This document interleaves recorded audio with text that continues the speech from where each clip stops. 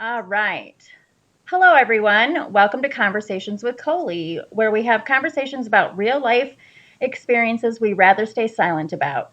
Today, we're talking about sex trafficking. My name is Nicole Miller, and I'm the author of the book series A through Z Guide to Raising a Good Human. Today, we have guest Karina Beresford. I hope I said your name right. A single mom who is living in her van with her 3-year-old son, and they are traveling all over the United States together and recording their travels for all to see on platforms such as TikTok, Instagram, Snapchat, etc. We will provide those links at the end. Karina is also a talented artist who has helped me create the covers for my books, and she is also working with another author. She is amazing, folks. You need to check her out. And so it is my pleasure to welcome Karina. Welcome, Karina. Hi. So I'm going to start with an icebreaker question because I learned from a friend that those actually kind of help loosen you up. So Oh, here's your icebreaker question. If you could be anything in the world, what would you want to be? Doesn't have to be human.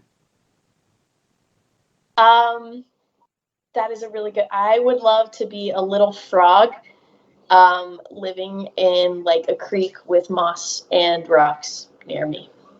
Nice. I saw that you love moss. Something about it. I don't know. That's awesome. I would like to personally be a butterfly, and people are always like, well, they don't live that long. Well, I mean, I don't care. Then I get to come back and be something Yeah, else. yeah. You're gonna fly. That's awesome. Yeah. And they're beautiful. All right. So tell everyone a little bit about yourself, where you're from, a little bit of your background. Okay. So mostly for most of my life, I have been living in Georgia here, specifically in Dahlonega. I have been, oh gosh, this is a hard question. I hate talking about myself.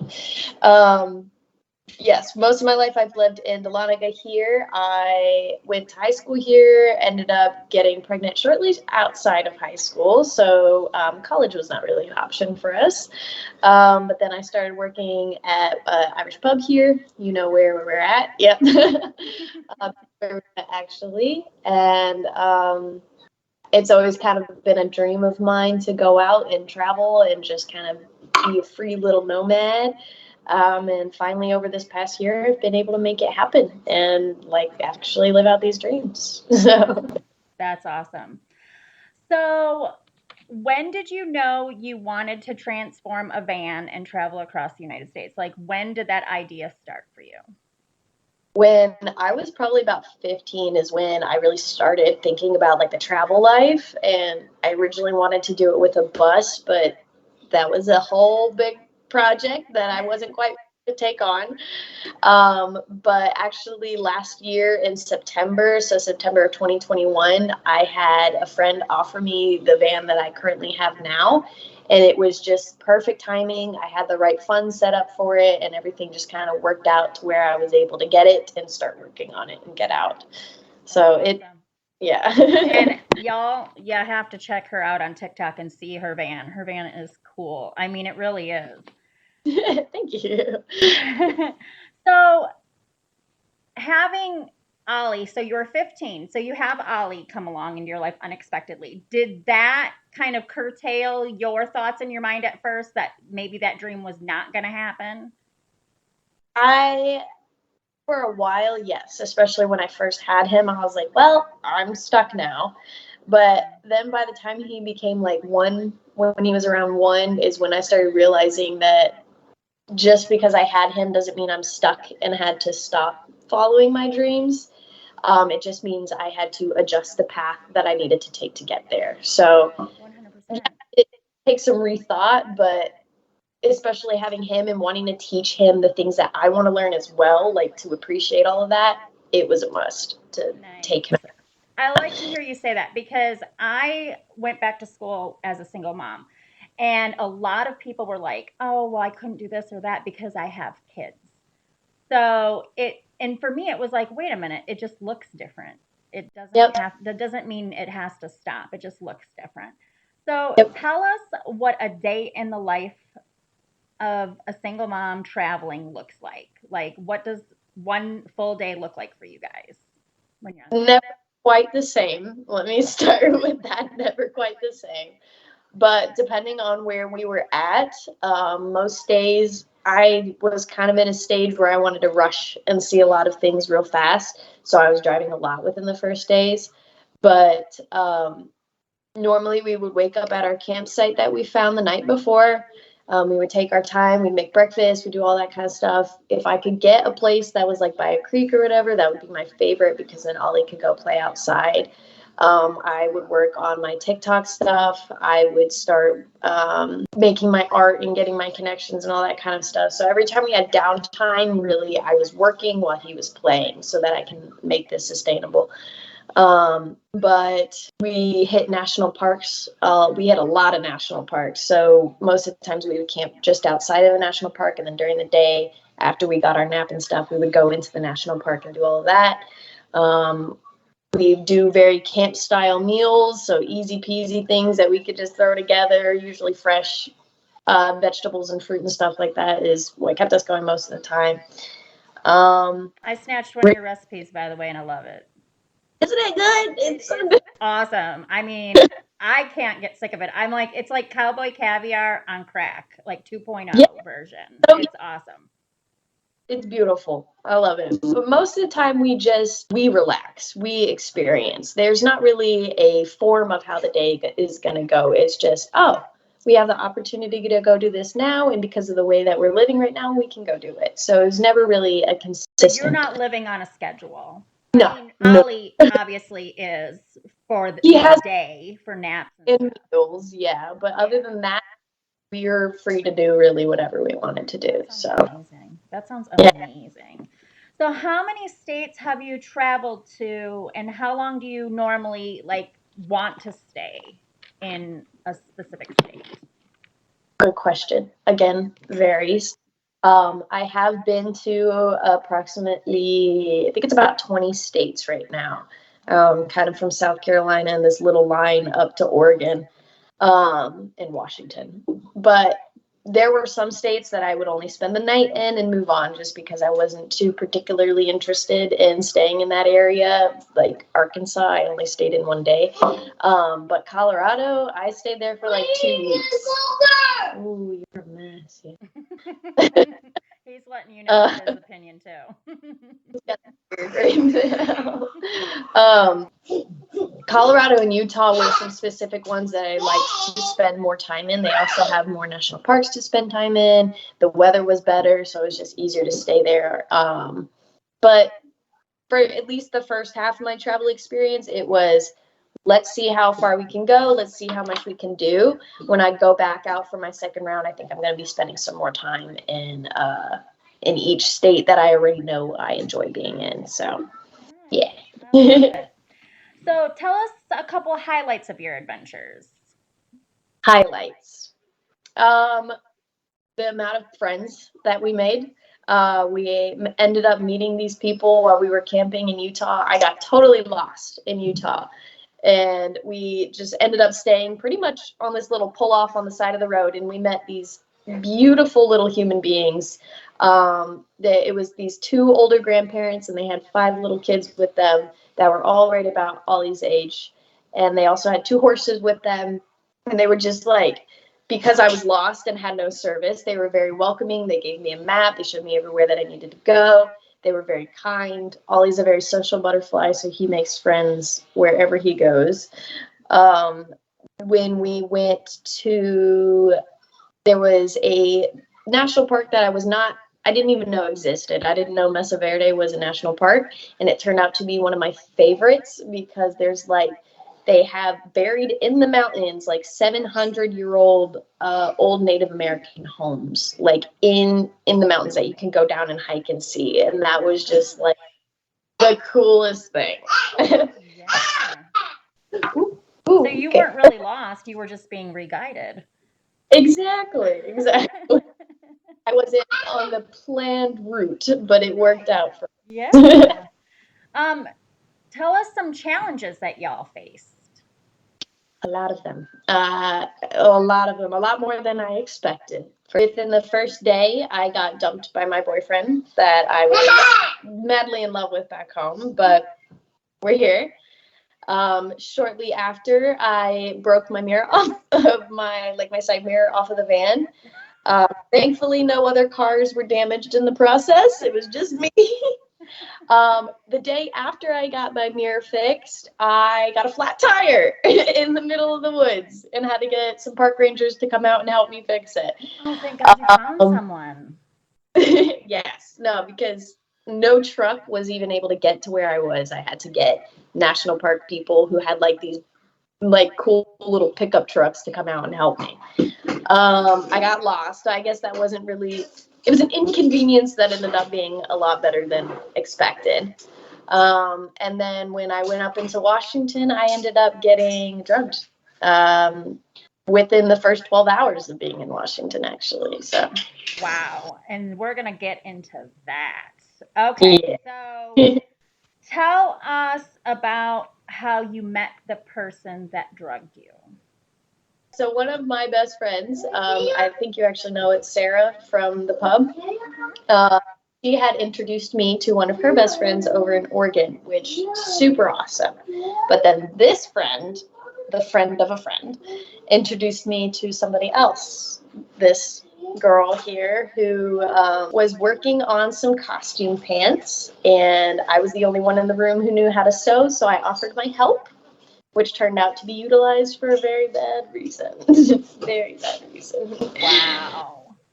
So when you met her, did you get any kind of an odd vibe off of her? No. And I usually pick up on things like that very fast, but for some reason it was almost like we matched energies. But as I went on, I realized that was probably part of the game. She was trying to get me to like her, get me to feel comfortable around her. So originally I was like, oh, this girl's cool. She's awesome. And then once I started to switch my perspective on it, I went, oh, Okay. I see what you're doing And now. do you think her friends knew what she does? I don't know. Okay. I don't know. Yeah, that's tough. So you end up going back to her apartment, right? Yes. Okay. So describe what happened when you entered her apartment, like upon entering. When I had went back to the apartment to finish the project that I was working on for her, like the little costume pants, I walked up and it was probably about 8:30 at this time. So Ollie was going to need to go to bed soon. I wasn't planning on staying very long. I sat down. We're having a conversation, watching Moana, and I got handed a glass of water because it's a very hospitable thing to do to hand somebody a glass of water. Mm-hmm. Did she prepare the water? I did not make the water. She made it herself. Yeah. Okay. And you couldn't see her kitchen from where you were. Different room over here. Gotcha. So. Mm-hmm. So she serves you the glass of water and you drink out of it. Do you take a lot of it in or just a little? Does it taste funny, smell funny, anything? I didn't notice anything. I did not notice anything different about it. I had gotten through probably about half the glass, and that's when like I started to realize something was off and that it was not like I was feeling suddenly tight and like loopy and just not feeling good. So I only made it halfway before I even started to feel that. If I had finished the glass, You would have been known. out. Yeah, I would We have wouldn't be known. having this conversation, right? No, So I when you don't were think. drinking it, were you like thirsty, ominous, like guzzle, or were you just sipping and doing your thing? I think I probably picked up the glass like 2 or 3 times. It wasn't like a duh, duh, duh. It was just like, yeah, okay, I'm gonna sip this water. Acting normal while you were sitting there drinking it? Kind of, kind of. That's kind of where it gets a little funky, cause like for a reason, like I'm a very nervous person, and because it was a new area, and I was like, I just get very nervous. So I told her, I was like, I'm feeling a little overstimulated right now. If I feel kind of quiet, that's why I'm just like, I'm feeling a little overstimulated. Come here. Thank you. So she's like, okay, I'll give you some space. So for the first few minutes, I was given space to where it just like, I was silent, and that kind of enhanced the fact that I knew that I was feeling differently, because I was just sitting there in silence. And then everything started to kind of go a little wonky, a little wonky, a little weird. Okay. So, you and I had talked about this briefly. So you said Ollie is the reason that you got up off the couch, right? So Yes. he gets you up on your feet. How does that, what does that look like?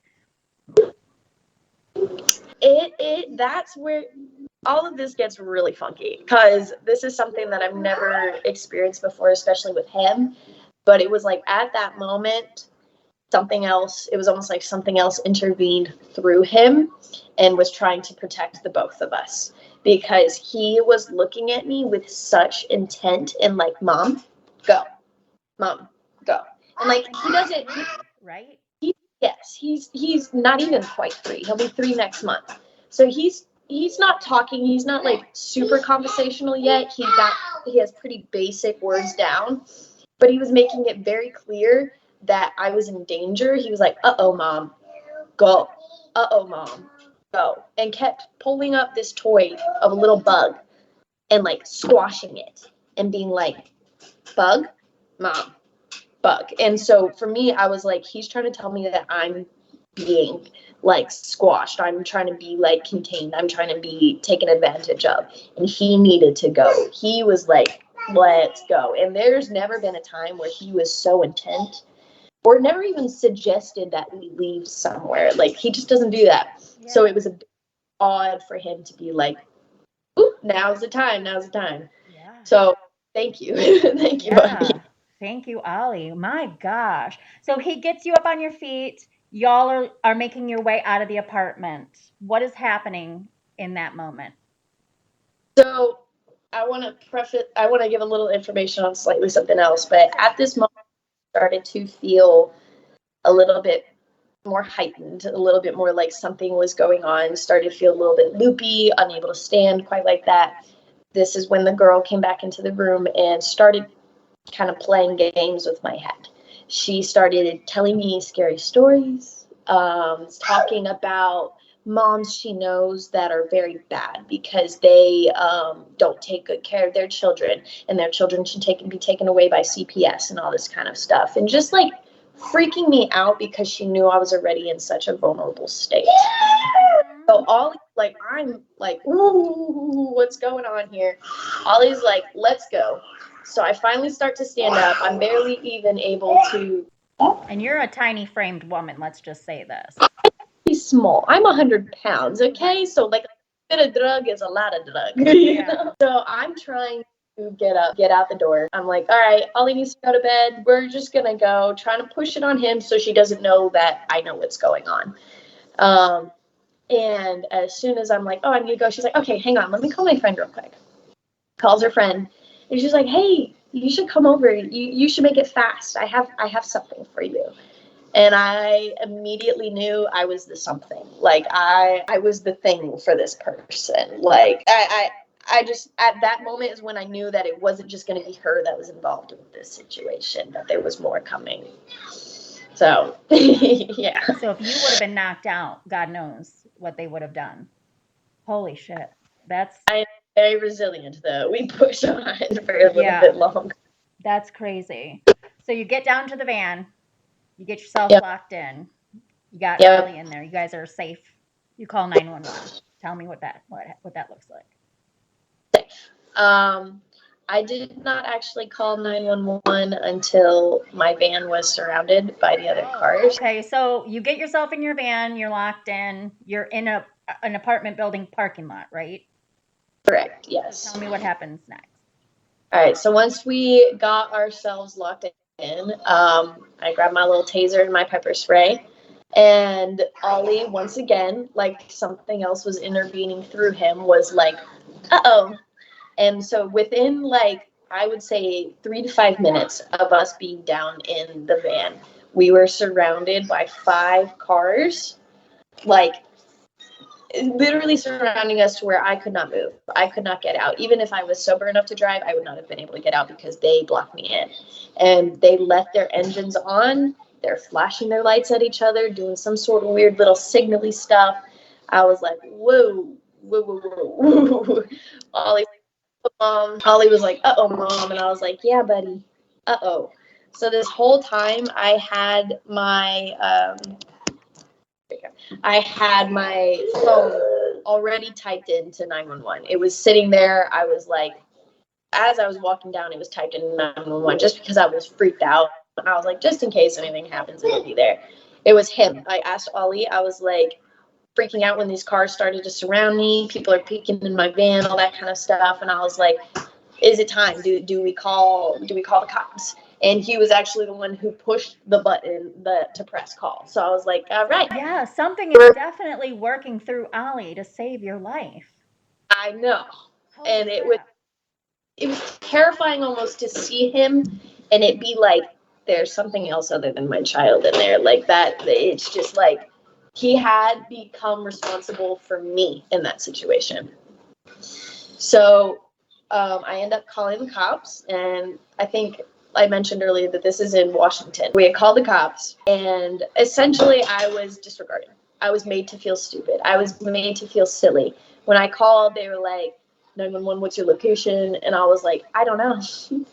I don't know where I am. I wasn't sure where I was at. Like, I followed an address that I was given on my phone, and silly me for not recognizing where I was driving and like keeping it in my head because this is not exactly what I expected. Under the influence of something someone has given you. So you're not going to be in your right frame of mind. Not cognitive at this point. They kept telling me to look out the window. Thank you. They kept telling me to look out the window and be like, what are you near? And I was like, I cannot look out the window. There are people out there like looking in the window essentially. Like I can't move. I have to stay where I am. I told them that I thought I was drugged, and I told them that I was unsafe in this parking lot, and they're like, well, if you feel unsafe, why don't you just leave? And I was like, ma'am, I'm surrounded by cars. I am surrounded by cars. I cannot leave. They're like, okay, well, if you're in an unsafe situation, can you just get a friend to come pick you up? And I'm like, I'm from Georgia. I can't. Like they. 911 they have GPS in case you don't know where you're at, right? I know they can pin my location. They've done it before. Like when I called for help for my flat tire, they pinned my location to find out where I was. Exactly. But they would not pin my location. They would not send anybody else to come out and help. And I know at that point I was slurring my words. I sounded like a mess. Like I'm sure in a place like that where a lot of things are legal, they get calls like that all the time of people who are freaking out because they're on some sort of screwed up drug. They're supposed to send an officer to look. Just come check on me and make sure that I'm okay. That is all I'm asking for. Like it is not if I'm a silly goose, you drive away and you go home. But like they wouldn't you can even charge me with calling 911 illegally, whatever. But could you please put your eyes on it? Exactly. So they were absolutely no help. Actually made me feel more embarrassed even to ask for help. And made me feel silly, like I was wrong and like I should just be able to handle it on my own essentially. So they were no help at all. Yeah. That is so sad. I mean, I just can't even. That speaks volumes with what is problematic legally there. And I don't know how much you know about Washington, but one of my favorite true crime writers has so many freaking novels about how much murder and all the weird shit that goes on. I'm afraid of that state, to be perfectly honest. No offense, Washington. Learned about this stuff before I went, but I did not. I was just like, cool. And you can't always stereotype, I guess, in our heads, this situation, but this does not help me want to go travel there, to be perfectly honest with you. Back, I really don't. Yeah. So you realize no help's coming. You have no help. What are you feeling in that moment? And what did you do to keep you and Ollie safe from all these people surrounding you? At that moment, I kind of accepted that I kind of accepted death at that point. I was like, okay, I'm not going to be helped. I've got these people around me. I'm literally slipping in and out of consciousness with like alarms on my phone just to keep me up to protect him. So at this point, I felt helpless. I felt like I was like I was done. Like I'm going. I'm going to Washington, man. Like, dang. Really the only thing that I could do, because it was already kind of late at night around that time, and all of my friends over here, my friends and family are here in Georgia, which was even later, so nobody called was awake. I'm trying to call my friends, I'm trying to call my family. I finally got a hold of one of my sisters, who I was like, I need you to stay on the phone with me all night. And I'm sure if you talk to her, she could tell you how the fear and like, Yeah. I mean, if it's okay, I would love to interview her just to kind of hear what it was like for her. yeah, I'll for sure make sure I send her a message about that. I'm sure she would like to contribute to this a little bit. I pretty much stayed, me and Ollie slept on the floor of my van with my little taser and pepper spray in hand, my phone going off every 5 minutes, with my sister on the phone as well. And then pretty much I just stayed there, falling asleep for a minute. Where are the 5 people surrounding the van? Are they still out there? They stayed there for about an hour before they even left. So my theories, which I'm pretty strong in, that I'm saying is essentially what it is that happened, because I just kind of know that it's a lot easier for people who are in sex trafficking and all that kind of stuff to swipe a small woman and child out of a parking lot that they are walking through. Mm-hmm. But as soon as they're in that van, you're not going to break in and enter, because then you leave evidence. Mm-hmm. Yes. Yep. Exactly. It would have been easier. You were too much of a problem for them, thank goodness. Exactly. The only reason I was safe is because I locked myself in that van and made it to where if you're going to come get me, you're going to leave a mark so that you are found, essentially. Like, they did end up leaving. I was not awake for when they did leave, but I know I woke up within a few minutes after that they did, and I woke up and I was like, they're gone. They're gone. So I still couldn't feel like I could relax. At least I felt like I wasn't surrounded anymore. Like, like I'm not, like they're literally like. Danger's not on your van at this point. Exactly. Were you able to get a good eye on what kind of vehicles they were, or was it just lights kind of shining? That was the fact that I remembered this much detail of what happened that night is surprising. I know one of them was a reddish SUV, like an older Jeep Cherokee looking one, like one of the more boxy SUVs. There were 2 smaller cars. And then I have no idea what the ones behind me looked like, because those were just lights. But the SUV was in front of me. That one had a very loud engine, so it was very apparent when it like came in that that's what I heard. And I just know that there were 2 smaller ones down here on this side. But the coloring. Did the girl ever come downstairs or anything like that you could tell? No. She did not come out, and there's one thing that I made sure I kept track of, because she called somebody, hey, I have something for you. Not a single person went in that building. So not a single. Calling those people, clearly. Yeah. And when they were like looking in your windows, did anybody say anything to you? Were they trying to coax you or do anything, or just peeking? I think they were just trying to make sure that I was inside there, because I got in there before they got there. Like I said, just a few minutes. So I think they were just making sure that I was even there. But I was told, because I remember, and I was on the way to this girl's apartment, because it was getting late. Like I said, it was 8:30. I asked her before I got there, hey, is this parking lot, do you think it's going to be safe for me to like spend the night in? Bad question.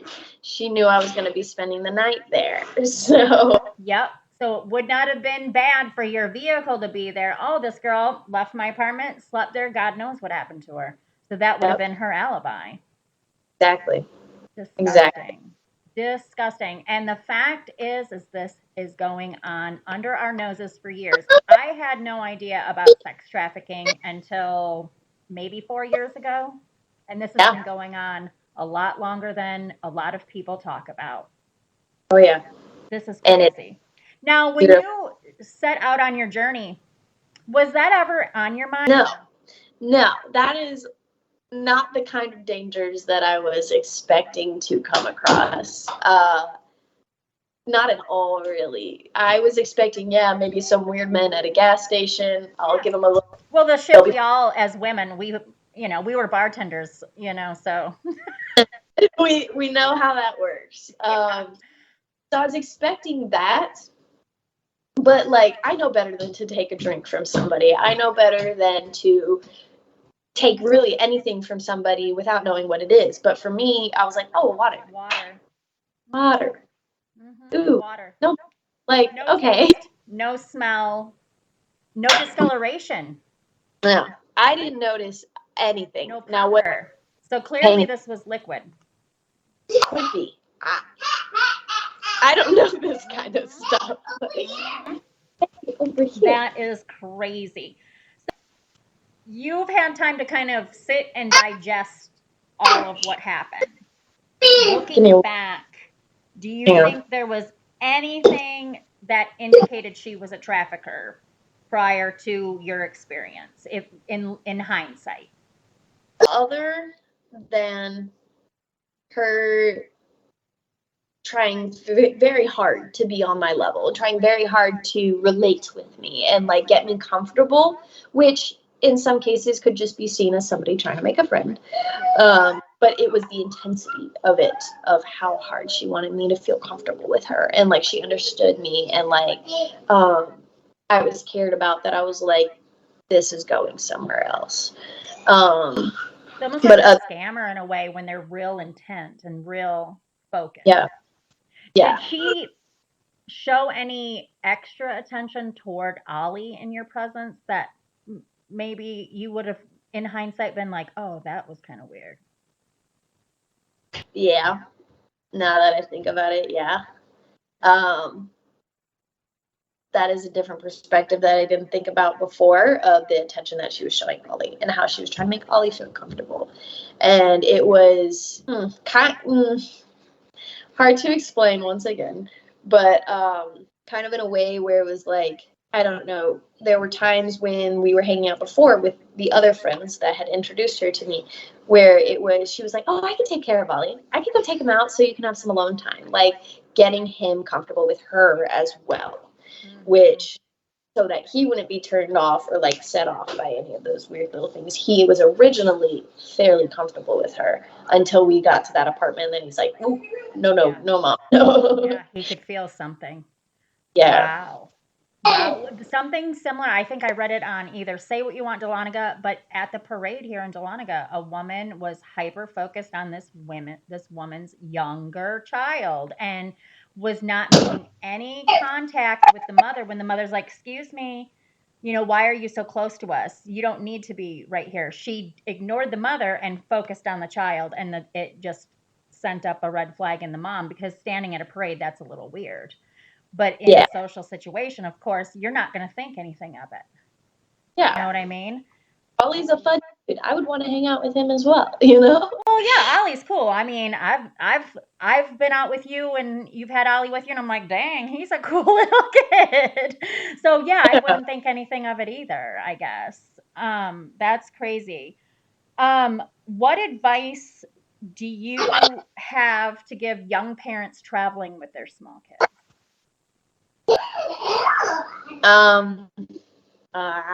Advice. I don't know, because I still haven't figured this out yet on how to make it like the best way possible. But a lot of people are going to seem trustworthy.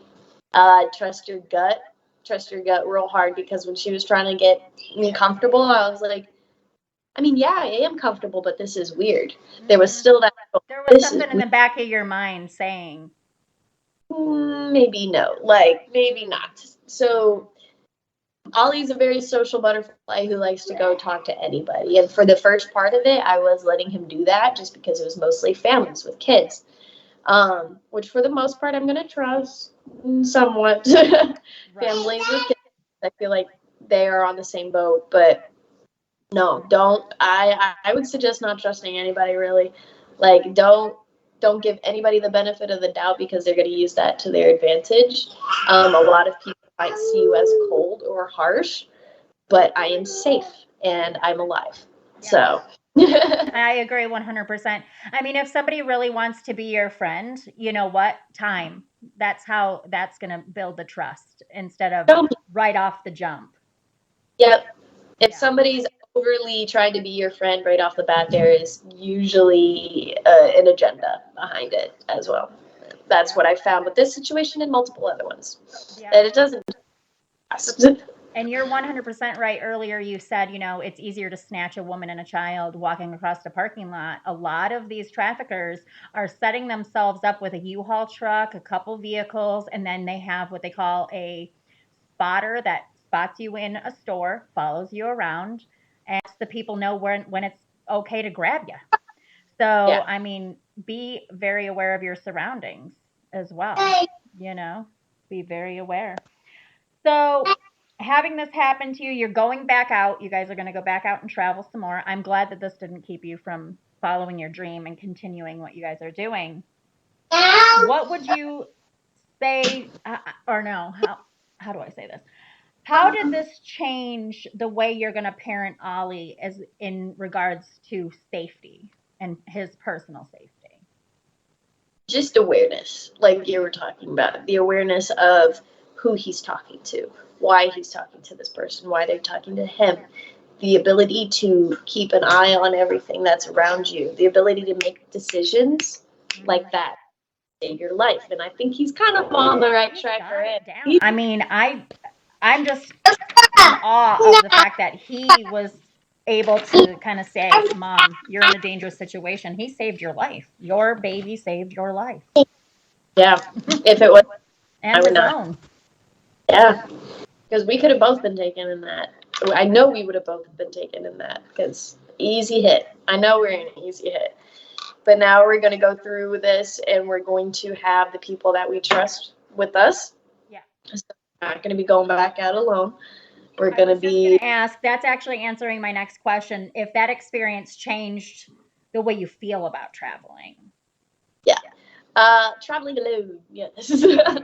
For sure. Just because I'm like, wow, it was that easy to almost get me. It's that easy to do it again, essentially. And so at this point, if I'm going to be traveling, I'm not going to be doing it alone anymore. I'm going to be having one of my best friends who's going to be going around the States with me as well. So it's going to be the two of us and Ollie. So we'll have that. We'll make sure we stay in safer places, safer situations. No more talking to strangers. No more talking to strangers. Yeah, I mean, I wouldn't let it stop you guys from making friends, but definitely being more wary. Very cautious. And here's the part that infuriates me more than anything is that these traffickers are recruiting children, they are recruiting women, they are recruiting the people we as single moms would not expect. And see as safe and comfortable. Yeah, because we have a sisterhood, so we feel comfortable with another woman. You know what I mean? But you just can't be too careful anymore. You can't really trust anybody. And I hate that the world is like that right now. And I really, really, really want it to change for our kids so that they can feel safe for real. Yeah. Do you, well, I guess that's a redundant question. I was going to say, my question is anything else you want to tell anyone like yourself in terms of being friendly with other people nowadays? So, I mean, is this going to change how you meet new people? Unfortunately, yes. I don't know if it's necessarily for the better, but it was a very traumatizing experience that now I'm very, very cautious, very slow to be able to like trust people, even the people that I have known in my life. Now I'm like, Yeah. what's your game? It kind of flipped this little switch where I'm having a hard time being able to trust anybody right now. Now, will I be able to turn this around? Maybe. Karina, what you're experiencing is probably PTSD. I know it doesn't, to say, oh, well, it was just one incident. That was a huge incident. You were brought to the brink of death. I mean, you had to come to terms with, I might not make it out of this. So, yeah. Yeah. That's what trauma does. Yeah. I got goosebumps too. I mean, that's crazy. That's crazy. Yeah. But it's that quick that something like that can happen, And break in like all of humanity, because just a couple of them are not trustworthy. So now I'm like, am I ever going to be able to trust somebody fully again? Is it going to be easy for me to make friends again? I don't know. It's kind of just a learning process at this point to figure out what to do next. Mm-hmm. Yeah, maybe connecting with other people that had close calls or who have escaped trafficking. Because trafficking isn't just about snatching people. Parents traffic their children every day. I mean, there's that. It's a big deal and it needs to stop. I used to think that stuff happened in other countries. And so to know that this has been going on and we've just been blind to it, silent, I don't know what you call it. I mean, the fact that there is well from us though, and it's come out into the open. People just don't like to talk about it because like it's hard things to talk about. People don't want to bring it up, so therefore nobody knows about it, so therefore this situation doesn't ever get addressed like it needs to be. Mm-hmm. Happens too with long-term abuse in families. Grandma's abused, mom's abused, daughter's abused, and it just keeps going. You know why? Because everybody stays silent. Nobody's talking. Yep. They think sweep it under the rug, it'll go away. No, no, no. Talk, talk, talk. Make it known and teach your children how to be safe. Yeah. Because at the end of the day, they're only with us, what, 8 hours a day they're in school. Shit happens at school. They could be snatched from a the teachers. There's one teacher at the recess watching how many kids. You can't watch them all. Somebody could snatch you from the schoolyard, So it's important for parents to really let kids know this is happening every day. Yep. Every day. What do you think we can do as a society to combat sex trafficking? I think we're doing it right now. Yeah. I think about it. I think we're acknowledging it and that we are making it public so that everybody else knows. Could I have gone further and maybe the next morning reported something? Yeah. But when the cops told you the night before, I didn't really feel comfortable going the next It's day. almost like when you're a rape victim and you're sitting in that interrogation room and they're shaming you for a crime that happened to you. You know? Yep. Mm-hmm. That would put a bad taste in my mouth. And that's the exact problem of why people have a problem going forward. They don't want to feel the shame. They don't want to feel stupid. They don't want to feel like, oh. And then to know that no help is coming. I mean, what a terrible, terrible feeling. And Washington Police Department, if you are watching, you owe Karina an apology. I don't know that that'll ever happen. Progress, man. Because it could have been a lot worse. What if those people would have been more aggressive? It could have been a lot worse, What if they had broken my window? What if they had tried my doors? I don't know. Exactly. Well, is there anything else you would like to add? No.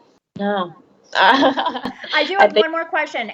And it's probably not going to inspire you to do so now, but do you think in your future you will ever try to get on a platform to speak against this even more outside of this interview?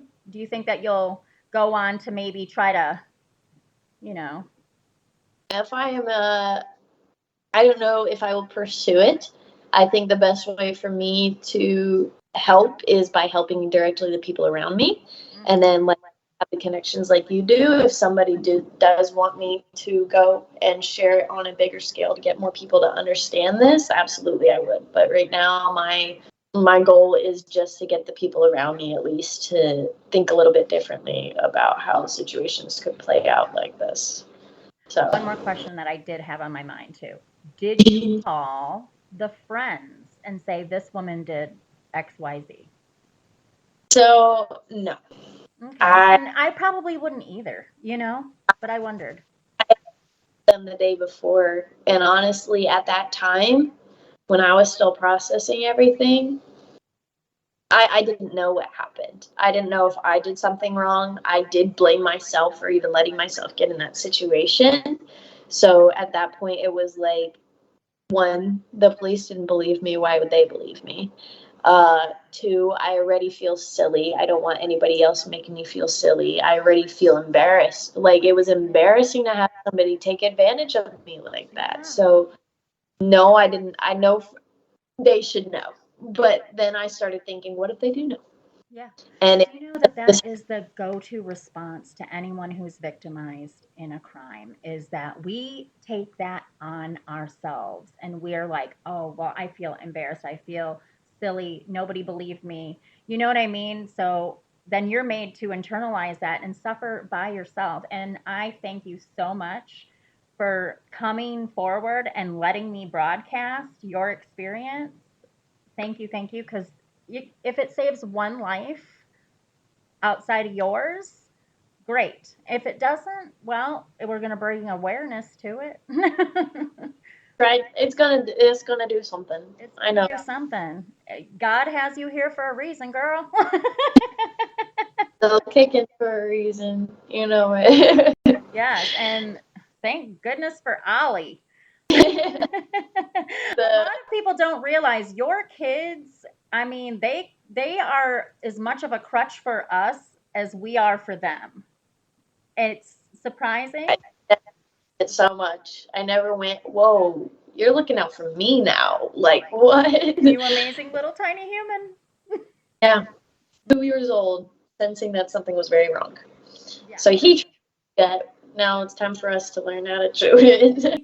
But I want to share also the National Human Trafficking Hotline. If you are being trafficked, or you know someone or suspect someone that is being trafficked, please call 1-888-373-7888. Again, the number is 1-888-373-7888. Just a bunch of eights. Yes. Karina, I appreciate you for sharing that. I really, really do.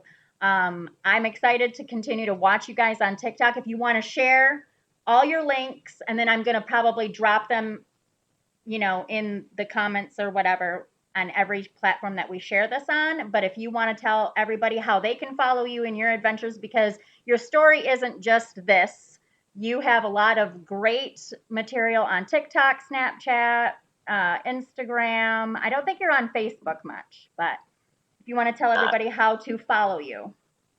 Yes. I will also text you. I think you said that already, but I'll text you them. But if you want to follow my TikTok, it's going to be at Karina BEE 44. My Instagram is Karina_BEE. And then honestly, I can't even remember my Snapchat username, so we'll just link one below. But it's Karina.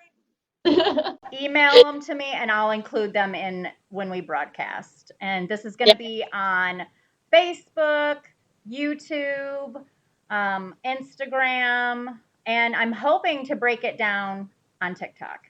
Hopefully, if I can figure that out. Well, I certainly do appreciate it. Thank you so much. And I'm going to stop the recording. Yeah. Thank you. We finally got it done. I love it.